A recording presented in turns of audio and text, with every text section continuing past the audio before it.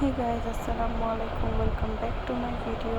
তো আজকে আমি ভিডিও করতে যাচ্ছি, সেটা হচ্ছে গিয়ে তো ইন্টারন্যাশনাল ট্রিপে যাচ্ছি, সেইটার ভিডিওতে আমার লাগে সব রেডি। আমরাও বের হয়ে যাবো কিছুক্ষণের মধ্যে। এই তো বের হয়েও গিয়েছি। এই যে আমাকে একটু দেখে নিলাম, এভাবে রেডি হয়েছিলাম। এই তো এখন চলে যাচ্ছি আমরা।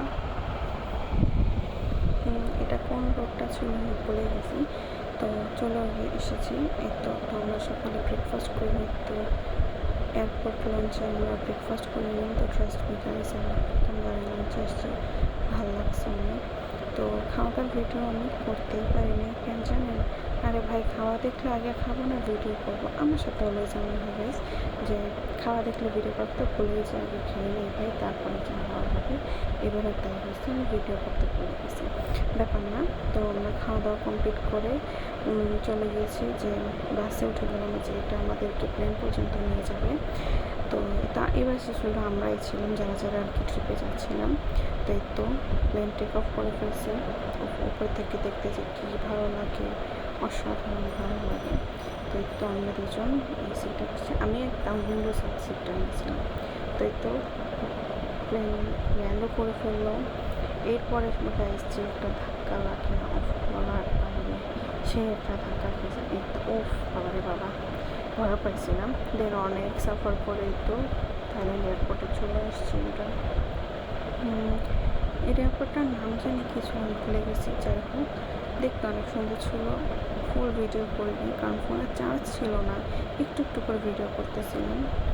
কী করবো, চার্জের কোনো ফটো খুঁজে পাচ্ছিলাম না, তো এভাবে একটু একটু করে ভিডিও করছি। এতে চলেও আসছি আমরা। এবারে আমরা গাড়িতে উঠে গেলাম এয়ারপোর্ট থেকে বের হয়ে। এটা আমাদেরকে হোটেল পর্যন্ত নিয়ে যাবে। গাড়িটা জাস্ট অসাধারণ দেখতে পাই, এত সুন্দর লাইটিং করা আর এত স্পেস ওদের গাড়িতে। আমার তো মনে হচ্ছিল আমি এখানেই শুয়ে থাকতে পারবো। যে হোক, অনেক টায়ার্ড ছিলাম, ভালো লাগছে গাড়িতে। ওদের রাস্তা এত সুন্দর, দাঁড়ান দেখেন। এই তো এত সুন্দর, মনে হবে যে রাস্তার দিকে তাকিয়ে থাকে, কত ক্লিন, কত সুন্দর।